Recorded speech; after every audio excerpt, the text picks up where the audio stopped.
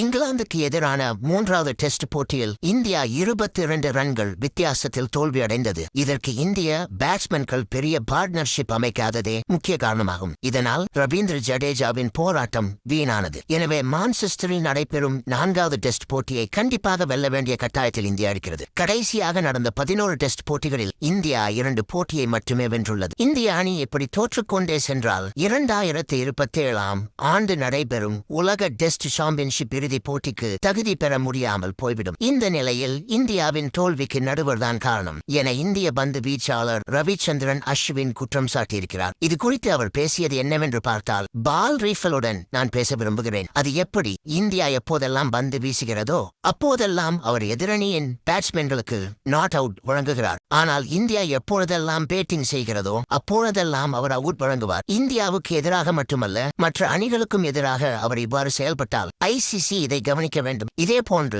Kill batting செய்து கொண்டிருந்த போது பேட்டிற்கும் பந்திற்கும் இடையே நிறைய இடைவெளி இருந்தது. இது அவுட் இல்லை என அனைவருக்கும் தெரியும். இங்கிலாந்து வீரர்கள் அப்பீல் செய்ததும் நடுவர் பால் இதற்கு அவுட் வழங்கினார். ஆனால் இது முதல் முறை அல்ல. என் தந்தை என்னுடன் போட்டியை பார்த்துக் கொண்டிருப்பார். அப்போது அவர் என்னிடம் பால் ரீஃபில் வரும்போதெல்லாம் இந்தியா வெற்றி பெறாது என்று சொன்னார். இவ்வாறு அஸ்வின் நடுவரை சரமாரியாக விமர்சித்துள்ளார்.